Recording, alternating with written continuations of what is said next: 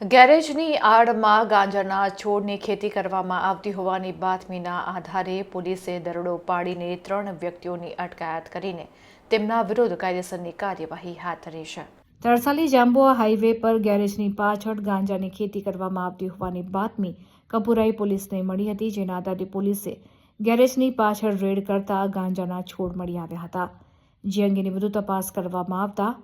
ગેરેજની આડમાં ગાંજાની ખેતી કરવામાં આવતી હોવાનો પર્દાફાશ થયો હતો। પોલીસે અંદાજિત 13 કિલો જેટલો ગાંજાનો જથ્થો જપ્ત કરીને 3 જેટલા વ્યક્તિઓની અટકાયત કરીને આગળની વધુ તપાસ હાથ ધરી હોવાનું જાણવા મળ્યું છે।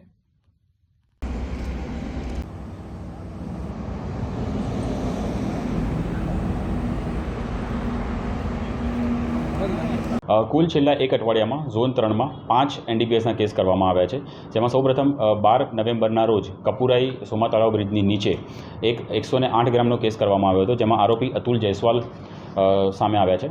ત્યારબાદ બીજો કેસ 17 તારીખના રોજ પાણીગેટ પોલીસ સ્ટેશનમાં કરવામાં આવ્યો, જેમાં 1 કિલો 900 ગ્રામ અપ્રોક્સિમેટલી 2 kg જેટલો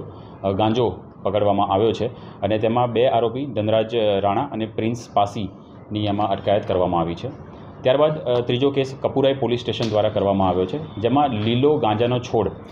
પકડવામાં આવ્યો છે, જેમાં 3 થી 4 જેટલા છોડ હતા અને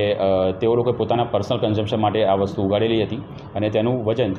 13.5 કિલો જેટલું સામે આવ્યું છે, જેમાં વિજયકુમાર ગૌતમ, કુલદીપસિંહ જટાન અને થર્ડ કાયદાના સંઘર્ષમાં આવેલ કિશોર આમાં સંડોવાયેલા હોય તેવું સામે આવ્યું છે। ત્યારબાદ ચોથો કેસ માંજલપુર પોલીસ સ્ટેશનમાં 18 તારીખના રોજ કરવામાં આવ્યો છે,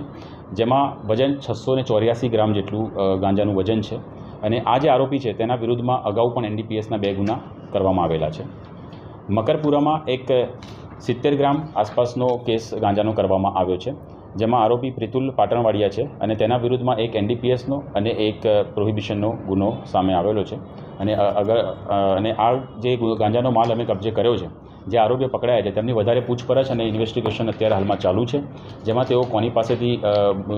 ગાંજો છે જે ખરીદીને લાવ્યા હતા, આગળ કોને વેચતા હતા, તે તમામ બાબતેની હાલમાં ઊંડાણપૂર્વક તપાસ જે તે આઈઓ દ્વારા કરવામાં આવી રહી છે। સર, માંજલપુરમાં જે આરોપી હાલ પકડવામાં આવે છે તે અગાઉ માંજલપુર અને બાપોદ એમ 2 જગ્યાએ NDPSના વિરુદ્ધ ગુના નોંધાયા છે અને આ ત્રીજો ગુનો છે, તો શું અગાઉની જે કાર્યવાહી થઈ એમાં કેવા પ્રકારની કાર્યવાહી કરવામાં આવી, ક્યાંથી લાવતો હતો, એ ભૂતકાળ તેનો કંઈ બહાર આવ્યો હતો કે કેમ ત્રીજી વાર પણ એ જ ગુનામાં ફરીથી પકડાયો છે? એકચ્યુઅલી આગળના જે 2 ગુના છે તે ગયા વર્ષના કરવામાં આવેલા છે। આ વર્ષમાં એની ઉપર વોચ ઘણા સમયથી રાખવામાં આવેલ હતી અને જેવું આપણને બાતમીદાર દ્વારા માહિતી મળી તેવા ગુપ્ત સોર્સ દ્વારા માહિતી મળતા તુરંત જ એનો કેસ કરવામાં આવ્યો છે અને તે જે અત્યારે જ્યાંથી લાવ્યો હતો તે અને ભૂતકાળના ગુનામાં જે એની પાસેથી જે સોર્સિંગ કરીને લાવ્યો હતો તે બાબતે અત્યારે વેરીફાઈ કરવામાં આવી રહ્યું છે અને તપાસ હાલમાં ચાલુ છે અને તમામ જે પણ આગળ અપ અને ડાઉન અપડાઉન જે અમારો અપ્રોચ છે, ટોપ ટુ બોટમ અને બોટમ ટુ ટોપ વાળો જે અપ્રોચ છે તે બાબતે અમે એ અપ્રોચને સાથે રાખીને અમે તપાસ કરી રહ્યા છીએ, જેમાં મુદ્દામાલ લાવ્યા પછી મુદ્દામાલ ક્યાંથી લાવવામાં આવતા હતા તે છેલ્લી કડી સુધી જવામાં આવશે અને આગળ પણ વેચાણ કરવામાં આવતું હતું તો કયા લેવલે વેચાણ કરવામાં આવતું હતું તે બાબતે તેમની જે ટેકનિકલ એવિડન્સ છે તેને ગેધર કરી રહ્યા છીએ। ભૂતકાળના જે પછી આગળ કયા પ્રકારની કાર્યવાહી કરવામાં આવશે, કોઈ નવી કલમો ઉમેરવામાં આવશે કે કેમ?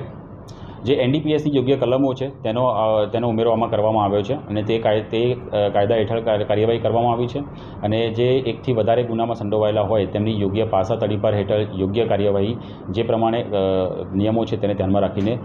જરૂર પડે છે તે જરૂરથી કરવામાં આવશે। સર, આ મોટો જથ્થો જો છે 13 કિલોનો કપુરાઈ પોલીસ સ્ટેશન દ્વારા પકડવામાં આવે, સમગ્ર એ પ્લોટ કોનો હતો, કોણ વ્યક્તિ ત્યાં આગળ, એ ઝાડ કેવી રીતે ઉગ્યો, એ બધું તપાસ કરીએ। અત્યારે એ જે લોકો આરોપી પકડાયા છે તેઓ ક્લીનરનું કામ કરે છે। મોટાભાગના જે 3 આરોપી છે એમાંથી 2 આરોપી યુપી સાઈડના છે અને તેઓ અહીંયા ક્લીનર તરીકે કામ કરે છે અને તેઓ પોતાના પર્સનલ કન્ઝમ્પશન માટે જે છોડ ઉગાડ્યા હતા તે છે અને તેઓ ત્યાં રહેતા હતા અને પોતાના જે પ્રિમાઇસીસમાં એમણે આ વસ્તુનો ઉછેર કરીને છોડ વાવેલા હતા। એ એમનું જ પ્લોટ હતું? તેઓ ત્યાં રહેવાસ કરી રહ્યા હતા અને એ એમની જ માલિકીમાં આવતું હતું। પાણીગેટ વિસ્તારમાં પણ દુનિયાભરના ગાંજાની વસ્તુની તો શું આપને જાણ નહીં થઈ, ત્યાં ક્યારે રેડ કરવામાં આવશે? કારણ કે કોઈ નવો માણસ પણ લેવા જાય તો તેમને બોલો કેવી રીતે જોઈએ છે, શું જોઈએ છે, જેવું સેલ્સમેન કેવી રીતે બોલાવતા હોય કસ્ટમરને એવી રીતે બોલાવીને આપવામાં આવે છે, તો એ વાતની પોલીસને જાણ નથી થઈ હજુ સુધી? પોલીસને જેટલી જાણ છે તે પ્રમાણે ડિકોય રેગ્યુલર સેટ કરવામાં આવે છે અને ડિકોય સેટ કરીને જેવી બાતમી મળે અને જો ગાંજો મળે તો કરીએ છીએ. આપ જોઈ શકો છો કે આમાં 70 ગ્રામથી લઈને 13 કિલો સુધીનો ગાંજાના કેસ કરવામાં આવ્યા છે. એવું નથી કે સૌ મોટી ક્વોન્ટિટી માટે નાના ક્વોન્ટિટીને છોડવામાં આવે છે. 70 ગ્રામના પણ કેસ થયા છે, 100 ગ્રામના પણ કેસ થયા છે, 600 ગ્રામનો પણ કેસ થયો છે અને 13 કિલોનો કેસ થયો છે. તો જે પ્રમાણે પોલીસને બાતમી મળે પછી એ 5 ગ્રામનો હોય કે 5 કિલોનો કે 5000 કિલોનો પોલીસ કેસ કરે છે અને પોલીસ આમાં વધુને વધુ કેસ કરવા માટે અત્યારે કાર્યરત છે.